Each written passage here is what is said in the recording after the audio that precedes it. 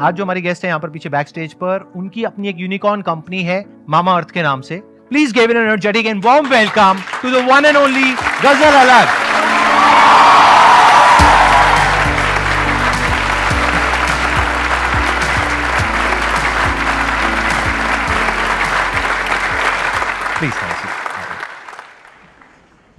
इस सेशन को हम दो पार्ट में डिवाइड करेंगे। पहले पार्ट में मैं इनसे समझने की कोशिश करूंगा कि इन्होंने क्या किया, किस तरीके से किया, इनसे कुछ क्वेश्चंस पूछूंगा। उसके बाद में जो हमारे पास में सेकंड हाफ होगा, तो उसमें आप लोगों के माइंड में जो भी क्वेश्चंस होंगे वो आप इनसे पूछ सकते हैं। आप थोड़ा सा बताएंगे अपनी जर्नी के बारे में कि आपने कैसे शुरू किया। मामा अर्थ एक्चुअली शुरू हुआ था जब मैंने अपने फर्स्ट बेबी को जन्म दिया था। दिस इज 2014 एंड उस टाइम पे मैं न्यूयॉर्क, एक्चुअली उससे पहले न्यूयॉर्क रह के आई थी। मैं वहाँ पे आर्ट एजुकेशन ले रही थी और उस समय वहाँ पे एक पूरी मूवमेंट चल रही थी जहाँ ये बहुत बड़े एक ब्रांड के प्रोडक्ट्स जो हैं शेल्फ से उठाए जा रहे थे, बिकॉज बोलने में आया था कि उनमें कैंसर कॉजिंग इंग्रेडिएंट्स होते हैं। तो आई थिंक वहाँ से एज ए न्यू मदर बहुत ज़्यादा डिस्कम्फर्ट शुरू हुआ कि यार इंडिया के बच्चे या मेरा बच्चा ये डिज़र्व नहीं करता है। तो पहले शुरू किया बाहर से प्रोडक्ट्स मंगाना, बट वो बहुत एक्सपेंसिव था। मैं मिडिल क्लास फैमिली से आती हूँ, हम तो मतलब वो महीने का खर्चा लाइन बाय लाइन ऐसे होना चाहिए, 80% जो है सेविंग होनी चाहिए, 20% में खर्चा चलाना है, उस वो माइंडसेट से आए थे। तो वहाँ पे वो बाहर से प्रोडक्ट्स मंगाना जो है बैठ नहीं रहा था। तो वहाँ पे पहले तो बहुत क्रिप किया, मतलब जैसे एक वाइफ अपने पति के पास जाके बोलती है कोई कुछ कर क्यों नहीं रहा है, इंडिया में ये प्रॉब्लम है, सॉल्व क्यों नहीं कर रहा है। और वहाँ से शुरुआत हुई थी मामा अर्थ की। दिसंबर 2016 में हमने ब्रांड लॉन्च किया था 6 बेबी केयर प्रोडक्ट्स के साथ। और उस टाइम हमारा विजन था कि ये ब्रांड सिर्फ बेबीज़ के लिए है, उतना ही रहेगा। कैटेगरी भी छोटी थी, बट हमें उस टाइम लगता था 100 करोड़ का ब्रांड बना लिया, मतलब we would have killed it, right. ये तो बहुत अच्छा कर लेंगे हम, उससे ज़्यादा तो एस्पिरेशन क्या हो सकती है। बट जैसे जैसे, क्योंकि हम कंज्यूमर्स की बात सुन रहे थे, उन्होंने ही हमें बोला कि सिर्फ बेबी क्यों, मम्मियों को भी तो चाहिए ये वाले प्रोडक्ट्स। बेबीज़ जो है मदर्स के इतने क्लोज रहते हैं। तो वहाँ से मदर्स के लिए प्रोडक्ट बनाने शुरू किए। फिर फादर्स डे पे कैंपेन उठाया किसी ने कि ये मामा अर्थ क्यों है, ये पापा अर्थ क्यों नहीं है। पापा उन्हें क्या खराब किया है भाई, पापा भी उतना ही प्यार करते हैं बच्चों से। right. तो फिर उस तरीके से जो है हमारी कंपनी एक बेबी केयर कंपनी से एक ब्यूटी पर्सनल केयर कंपनी बनी। और अब हमारे पास 300 प्रोडक्ट्स हैं across baby category, skin, body, hair, face, exhaustive list. और बड़ी रिसेंटली हमने जो है कलर केयर में भी एंट्री ली है। एंड सबसे इम्पॉर्टेंट बात, जब हमने स्टार्ट किया था हम एशिया के only made safe certified brand थे। तो हमने सिर्फ इस चीज़ पे नहीं रिलाई किया कि हम कह रहे हैं अच्छे तो आप विश्वास कीजिए। हमने बोला कंज्यूमर सिर्फ तभी विश्वास करेगा अगर कोई तीसरा बंदा बोलेगा कि यार हमने टेस्ट किया, ये सही है, ये सेफ़ है। तो हमने नॉट फॉर प्रॉफिट ऑर्गेनाइजेशन है मेड सेफ, उनके साथ टाई अप करके वो एक एक प्रोडक्ट में एक एक इंग्रेडिएंट जो आप डाल रहे हैं, किस परसेंटेज में डाल रहे हैं, आपका फॉर्मूला किस वेसल में स्टोर हो रहा है, इसको जब आप पैकेजिंग कर रहे हैं तो कैसे लाइन में पैकेजिंग कर रहे हैं, जो आप पैकेजिंग यूज़ कर रहे हैं वो रिसाइक्लेबल है या नहीं, सिर्फ स्किन के लिए नहीं, इन्वायरमेंट के लिए भी सेफ़ होना चाहिए आपका पूरा प्रोसेस। तो वो सब के साथ जो है हमने मामा अर्थ लॉन्च किया। और ये कहाँ की कंपनी है, ये मेड सेफ जो आप बता रहे हैं, कहाँ की ऑर्गेनाइजेशन है ये जो है ऑस्ट्रेलिया बेस्ड ऑर्गेनाइजेशन है। हमने स्टार्ट यूएस वाली के साथ किया था, बट जैसे जैसे स्केल करते रहे तो हमने ऑस्ट्रेलिया मेड सेफ को भी अपने साथ बांध लिया था। Big round of applause for whatever she has done. At present कितने एम्प्लॉइज आपकी पूरी ऑर्गेनाइजेशन में काम कर रहे हैं on a full time basis? हमारे ऑफिस में कुछ 450 लोग काम करते हैं, और अगर मैं ऑफलाइन टीम भी मिला लूँ, warehouse team, offline team, तो वो 1500 से 2000 और लोग होंगे। And it's a D2C brand, right? It's a D2C। So जब हमने स्टार्ट किया था तो हमने जो है डायरेक्ट टू कंज्यूमर बेचना शुरू किया था, मार्केट प्लेसेस से स्टार्ट किया था। और 6 महीने के बाद जो है हमने धीरे धीरे लर्न किया, जैसे जैसे कंपनी बनाई उसमें शॉपिंग कार्ट डाला, फिर अपनी वेबसाइट से बेचा। तो पहले 3 साल हम ऑनलाइन फर्स्ट थे, 95% रेवेन्यू ऑनलाइन से ही आता था। बट जैसे जैसे हम बड़े होते रहे और क्योंकि हम कंज्यूमर की बात सुनते हैं, तो कंज्यूमर्स ने हमें बोलना शुरू किया कि हम आपको ऑफलाइन में भी देखना चाहते हैं, क्योंकि आपके कुछ प्रोडक्ट्स हैं जो हम टच फील करके ख़रीदना चाहते हैं। तो फिर हमने ऑफलाइन एक्सपैंड करना शुरू किया।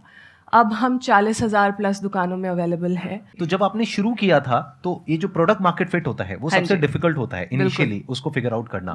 तो उसमें आपको कितना टाइम लगा था? तो मैं बताती हूँ, हमने दिसंबर में लॉन्च किया, अमेजोन का लॉन्च पैड लॉन्च हुआ था। पैसे तो नहीं इतने थे ज़्यादा मार्केटिंग वगैरह पे लगाने हैं, तो हमने लॉन्च पैड के साथ ही अपना ब्रांड लॉन्च कर दिया। हमने बोला आप लॉन्च कर रहे हो, हम आपके इवेंट में आएंगे, अपने ब्रांड की बात करेंगे, वहीं से लॉन्च किया। तो आई थिंक पहली सेल तो उससे अगले दिन ही आ गई थी। तो पहली सेल आई थी लाइक सेलिब्रेटिंग, उसके बाद एक एक दो दो सेल आती रही रोज़ के हिसाब से। बट 15 दिन बाद, और मेरे को एग्जैक्टली डेट भी याद है, कुछ 20 दिसंबर को एक बड़ा ऑर्डर आया। वो बड़ा ऑर्डर था कि एक माँ अपने बच्चे की बर्थडे पार्टी कर रही थी और उसने बोला कि मुझे आपके प्रोडक्ट्स इतने पसंद हैं कि मैं रिटर्न गिफ्ट्स में मेरे जो है 30 हैम्पर्स जाने हैं, मैं आपके प्रोडक्ट्स देना चाहती हूँ। और उस टाइम मतलब मैं घबरा गई थी कि ये ऑर्डर कैसे फुलफिल करेंगे हम, ये तो इतना बड़ा ऑर्डर है। इतना स्टॉक नहीं होता यूजुअली जब हम शुरू करते हैं। बिल्कुल नहीं होता, राइट। काफी हाथ पैर ठंडे पड़ गए थे, पर जब डिलीवर कर दिया ना ऑर्डर, उसके बाद लगा कि यार now we are in business, अब ये शुरुआत हो चुकी है, अब इसके आगे स्केल ही करना है।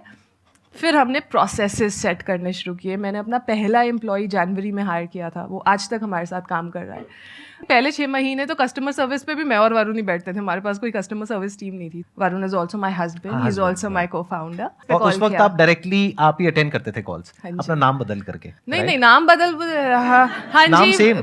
यस, हेलो, वी आर, अच्छा, हाँ, this is Mamaearth team, right. Team ही 3 लोगों की थी तो क्या करेंगे ना। This is Mamaearth and they were like, हाँ जी, हम आपके फाउंडर से बात करना है। तो वी वर लाइक, अच्छा, give us a minute, we'll get back. And then Varun and I are looking at each other, what to do. Varun said that मैं उठाता हूँ फोन, ठीक है, बात है, 5 minute, hello, this is the founder speaking. आपने अपने husband के साथ में मिल करके इस काम को किया, हाँ जी। तो कॉन्फ्लिक्ट्स हुए या नहीं हुए? अगर हुए तो कितने हुए? देखिए, दिक्कतें तो हर जगह आती है, इसमें कोई मतलब, मैं अपने हस्बैंड के साथ बहुत लड़ती हूँ, हमारे बहुत डिस्कनेक्ट्स होते हैं। बट हमने बड़ा जल्दी ये समझ लिया था कि यार अगर काम इकट्ठा करना है, पहले तो सबसे पहला बंदा जो मेरी टीम का पार्ट बना था वो वरुण थे। आप समझिए कि जब आप बिजनेस शुरू कर रहे हैं, पहले तो सारे ही आसपास काफ़ी डाउट कर रहे होते हैं कि यार क्या ज़रूरत है, इतनी अच्छी लाइफ जी रहे हो, इतना कंफर्टेबल है, बच्चा इतना यंग है, ये सारा लाइफ, ये अपना बच्चा आप रिस्क में क्यों डालना चाहते हो। तो पहले तो वो प्रेशर फाइट करना अपने आप में एक बैटल होती है। उसके बाद अपने हस्बैंड को कन्विंस करना कि आप भी अपनी फुल टाइम जॉब छोड़ के मेरे पास आ जाओ। तो he was from the marketing space, like वो मार्केटिंग स्पेस। तो मार्केटिंग का बेसिकली उन्होंने सोचा होगा, प्रोडक्ट का पूरा आपने देखा होगा, दैट्स व्हाट आई अज्यूम, हाँ जी, राइट? हाँ जी, शुरुआत में बिल्कुल ऐसे ही हुआ था। तो बट जब आप अपने हस्बैंड या वाइफ को कन्विंस कर रहे होते हो ना, तो आपके सामने वो शीशा रख देते हैं कि क्या बोल रहे हो, क्या सोच रहे हो, पर्सनली, प्रोफेशनली, ये सोचा है, ये चीज़ है। एंड वो कन्विंस अगर आपने कर लिया, अपने फैमिली मेम्बर को अगर आपने कन्विंस कर लिया ना कि आप भी ये छोड़ के मेरे पास आ जाओ, तो फिर आप किसी भी इन्वेस्टर को कन्विंस कर सकते हो, बिकॉज मुझे लगता है वो सबसे मुश्किल पार्ट है। तो once he came on board, फिर तो हम 1 और 1 11 हो गए थे। फिर हमने जो है काफ़ी, मैंने पूरा प्रोडक्ट, आज तक मैं इनोवेशन खुद देखती हूँ, तो हमारी कंपनी से जो भी प्रोडक्ट लॉन्च होता है वो पर्सनली फॉर्मूला से लेके, पैकेजिंग से लेके, टेक्सचर से लेके, वो सारी चीज़ आज तक मेरे अंडर है कि प्रोडक्ट में ये होना चाहिए, ये नहीं होना चाहिए। बिल्कुल, प्रोडक्ट अच्छा होना चाहिए, प्रोडक्ट अच्छा होगा तभी वो बिकेगा। अगर प्रोडक्ट ही अच्छा नहीं होगा तो फिर टेम्परेरी बज क्रिएट कर सकते हो आप, बिजनेस नहीं बन सकता उसके ऊपर। वरुण ऑफ कोर्स इतने एक्सपीरियंस से जो मार्केटिंग एंगल लेके आए थे कि यार कैसे बात करनी चाहिए, क्या बोलना चाहिए। फॉर दैट मैटर लॉन्च से पहले मुझे अभी भी याद है, हम साउथ दिल्ली जाके एक टॉय स्टोर के बाहर जाके अपना एक छोटा सा टेबल लगा के खड़े हो गए थे। हमने बोला ये टॉय स्टोर है, यहाँ पे तो पेरेंट्स ही आते हैं, जो भी आएगा हमारी कोशिश होगी कि हम उनसे बात करके समझें कि वो हमारा प्रोडक्ट देख के क्या सोच रहे हैं। हमने पहले सोचा था दुकान के अंदर स्टॉल लगाएंगे, पर हमें ऐसे थ्रो कर दिया गया बाहर। कौन है आप, मतलब होता है, right? बिल्कुल कि मतलब क्या बात कर रहे हो, why would we give you space, right? तो हमने दुकान के बाहर वो वॉकवे होता है जहाँ पे जो कॉमन पैसेज होता है, वहाँ पे हम लगा के खड़े हो गए थे। वहाँ पे जैसे जैसे कंज्यूमर आते रहे, हमने बहुत बात की। एक लंबी सी गाड़ी से एक ममा उतरी, उनके ट्विन्स थे, 2 नैनीज थी। तो मुझे तो बड़ा स्ट्रॉन्ग कॉन्फिडेंस था, मैंने बोला ये पक्का प्रोडक्ट समझेंगी, ये प्रपोजिशन भी समझेंगी, इनसे बात करते हैं। तो जैसे जैसे मैंने उनसे बात करना शुरू किया, उन्होंने बड़े अच्छे से क्रीम लगाई, देखी बहुत अच्छी है, मॉइस्चराइजेशन बहुत अच्छा है। सारा कुछ करने के बाद उन्होंने बॉटल पे देखा, कहते इस पे लिखा है कि सल्फेट फ्री है, क्या फ्री दे रहे हैं आप इसके साथ? और मतलब मेरा मुंह आज भी उस बात पे ऐसे ही खुलता है और उस टाइम भी ऐसे ही खुला था। आई वाज लाइक, ये तो हम बड़े गलत अजम्पशन में रह रहे हैं कि हम ऐसा बिजनेस बना देंगे, हम ऐसे यहाँ तो कंज्यूमर को समझ ही नहीं आ रहा है कि हम बात क्या कर रहे हैं। राइट। हमें तो ये भी समझाना पड़ेगा ये सल्फेट और पैराबेन है क्या। हाँ। तो उस तरह से जहाँ मैंने बोला कि वेबसाइट पहले 6 महीने के लिए सिर्फ लर्निंग के लिए थी कि यार आप आके समझिए बस और कुछ मत कीजिए, बहुत सारे ब्लॉगर्स से बात की, बट आई थिंक शुरू से जो एक चीज़ हमने किया है ना वो कंज्यूमर कनेक्ट, कि यार जब आप उसकी तकलीफ समझोगे और उसकी तकलीफ के हिसाब से अपना कंटेंट क्रिएट करोगे, अपना प्रोडक्ट क्रिएट करोगे, अपनी कम्युनिकेशन क्रिएट करोगे, उसकी भाषा में आप उससे बात करोगे, वो अपने आप प्रोडक्ट उठाएगा। वो बहुत ज़रूरी है। तो अब बताइए, अब आप लोगों के माइंड में कुछ क्वेश्चंस आ रहे होंगे जो आप इनसे पूछना चाहते हैं। अपने स्टैंड पॉइंट से मत पूछिएगा, जो भी इन्होंने बताया है उस स्टैंड पॉइंट से अगर आप कुछ पूछना चाहते हैं तो आप पूछ सकते हैं। मेरा क्वेश्चन है कि जैसे कि हम कोई बिजनेस स्टार्ट करते हैं तो उसके लिए हमें क्या चाहिए होता है? कम्युनिकेशन स्किल्स चाहिए होती है। तो आप मुझे ऐसा कुछ बताइए कि मैं जो अपना बिजनेस स्टार्ट करना चाहूँ तो मैं कैसे कर पाऊँ, कन्विंस स्किल को भी यूज़ करने के साथ साथ। देखिए, बिजनेस शुरू करने के लिए कम्युनिकेशन स्किल सबसे ज़रूरी स्किल नहीं है। बिजनेस शुरू करने में ना 2 चीज़ें कोर होती हैं, या तो वो कोई प्रॉब्लम सॉल्व करे या फिर वो किसी चीज़ को ज़्यादा कन्वीनियंट बना दे। जब इन दोनों बकेट्स में आपका आइडिया रहेगा ना तो आधा काम तो वहीं पे हो जाता है। उसके बाद आता है बिजनेस को एग्जीक्यूट करना, जहाँ पे सबसे बड़ा फोकस आपका प्रोडक्ट पे होना चाहिए।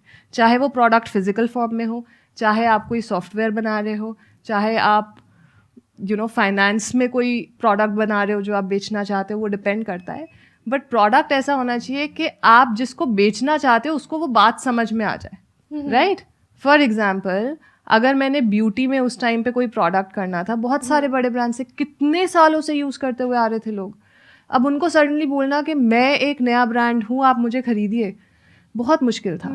तो मैंने वहाँ पे प्रॉब्लम समझी। प्रॉब्लम ये थी कि यार सर्टिफाइड सेफ प्रोडक्ट कोई भी नहीं था।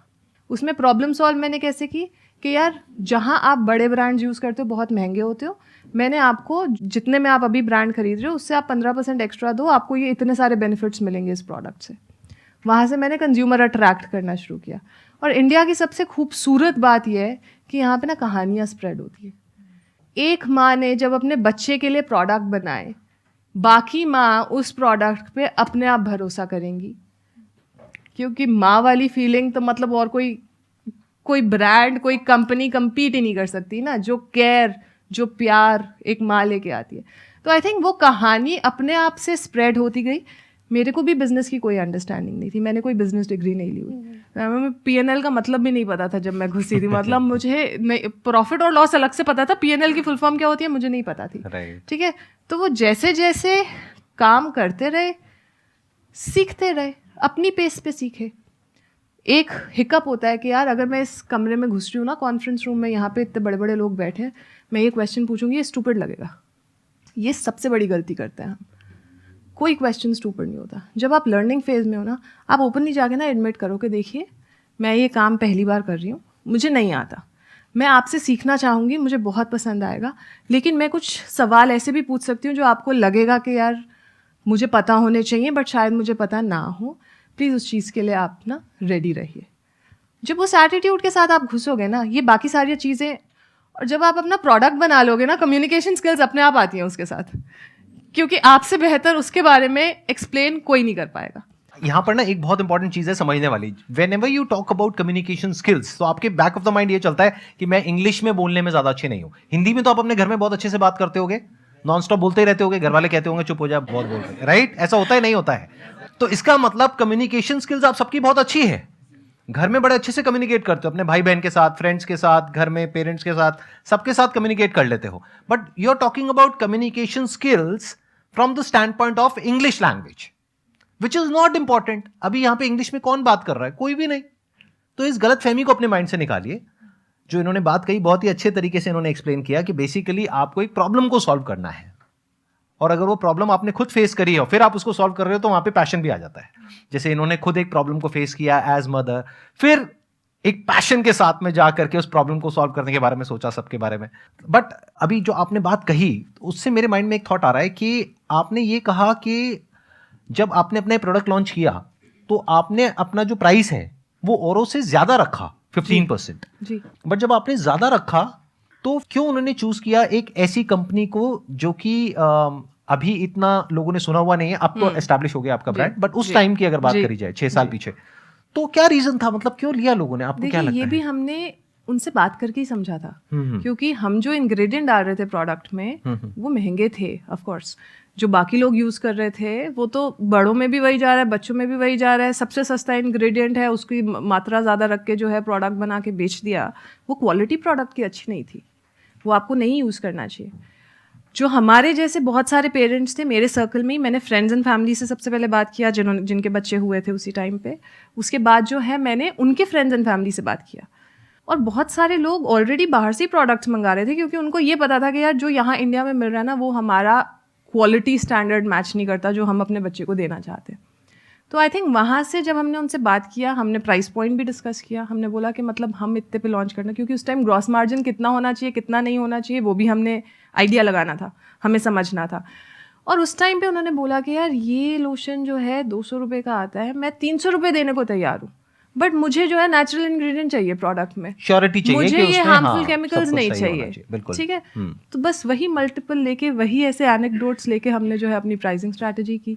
उसमें हमारे लिए बहुत ज़रूरी थी कि जितने पे हम प्रोडक्ट बना रहे हैं और जितना MRP होना चाहिए उसका जो मार्जिन होता है, जो कॉग्स इनटू MRP का रेशो जो होता है वो 6 गुना से ज़्यादा होना चाहिए, बिकॉज ऑनलाइन बिजनेस में आपको जो है कमीशंस भी देनी पड़ती हैं, आपको जो है डिस्काउंट भी देना पड़ता है, बहुत सारे ओवरहेड कॉस्ट भी आते हैं, रिटर्न्स भी होते हैं, इससे कम पे तो आप पैसा गवाओगे, आप पैसा बना नहीं पाओगे। तो आई थिंक हमारी वो वाली स्ट्रैटेजी कंज्यूमर से बात करके ही हमने बनाई थी, इसलिए वो चल भी गई।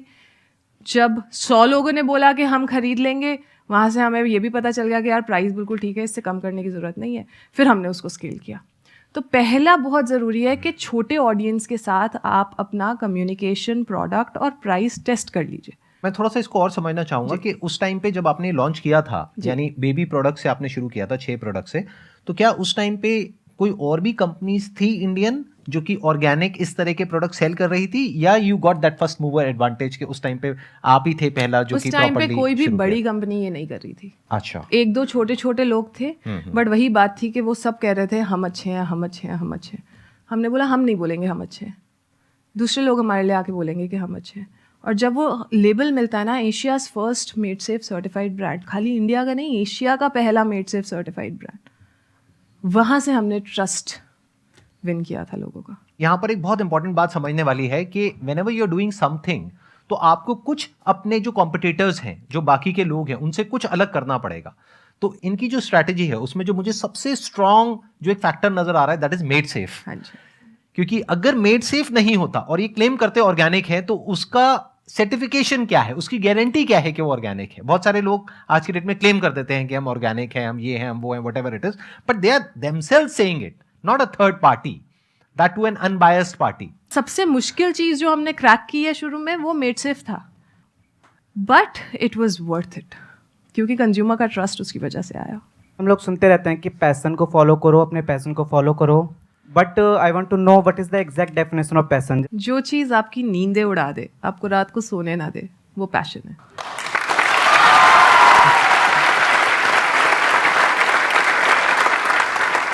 इन्होंने कहा कि पैशन वो होता है जो कि आपकी नींद उड़ा दे, बिल्कुल सही। लेकिन इसके साथ साथ में आपको एक चीज और भी देखनी है कि कहीं आपका वो पैशन ऐसा ना हो कि वो औरों की भी नींद उड़ा दे। फॉर एग्जाम्पल, आप कहते हो मेरा पैशन है सिंगिंग, और वो पैशन आपकी नींद उड़ा देता है, लेकिन पड़ोसियों की भी नींद उड़ा देता है और वो पुलिस को फोन कर देते हैं, राइट? तो गड़बड़ हो जाएगी। You are getting where I am coming from. Important चीज यहां पर क्या समझने वाली है, आप लोग कहां पे मिक्सअप करते हो, कहां पे गड़बड़ करते हो। बार बार जब आप पैशन की बातें करते हो तो आप ये नहीं समझ पाते कि पैशन और प्रोफेशन दो अलग अलग चीजें होती हैं। एक है आपका पैशन, वो कुछ भी हो सकता है, वो क्या है वो बताना बड़ा आसान है। क्या है ऐसा जो रात को आपकी नींदें उड़ा देता है? बताओ, क्या करते हो पूरी रात? मत बताओ, हाँ आगे बढ़ते हैं।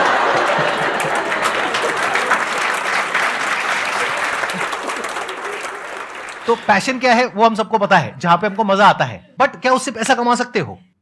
सो पैशन और प्रोफेशन दो अलग अलग चीजें हैं। आपको क्या करना है, अगर अपने पैशन को प्रोफेशन बनाना चाहते हो तो आपको यह देखना है कि किस तरीके से वो कनेक्ट होता है किसी प्रॉब्लम से। वो प्रॉब्लम जो किसी और की हो, आपकी ना हो। आपकी प्रॉब्लम क्या है, आपको अपने पैशन को प्रोफेशन बनाना है, वहां से पैसा कमाना है, ये आपकी प्रॉब्लम है। इससे आपके साथ वाले को कोई फर्क नहीं पड़ता। पड़ता है आप लोगों को कोई फर्क पड़ता है? नहीं ना।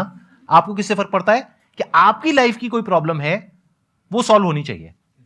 अगर वो कनेक्ट होता है इनके पैशन से, फिर आपको वहां पे एफर्ट लगाना पड़ेगा। इसको प्रोडक्ट मार्केट फिट बोलते हैं, कि आपने एक प्रोडक्ट डेवलप किया बेस्ड अपॉन कि आपको लगता है कि मेरे अंदर ये स्किल है, या ये बर्निंग डिजायर है, या ये डिजायर है ये करने का।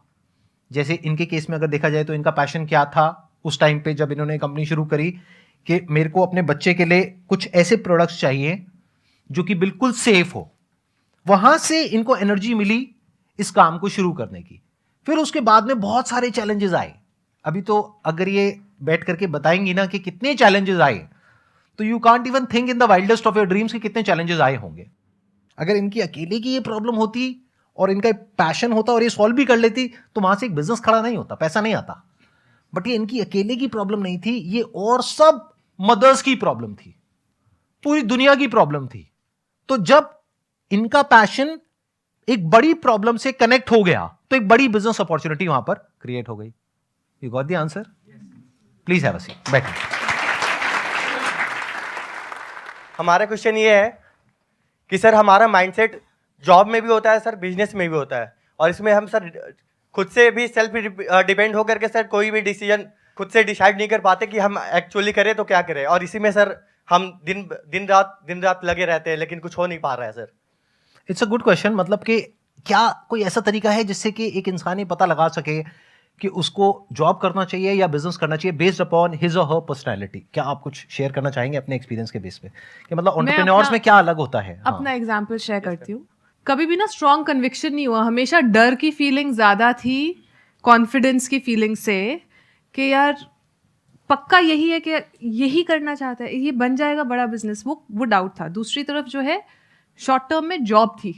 तो आई थिंक शुरू में मैंने जो है जॉब वाला वे लिया कि पहले ये कर लेती हूँ, ये करते करते फिगर आउट करती हूँ कि जो मैं करना चाहती हूँ वो और बेटर कैसे होगा। मेरे बाय द वे मामाअर्थ से पहले 2 स्टार्टअप्स रहे हैं जो मैंने शुरू किए और 1.5-2 साल में मैंने बंद भी करे।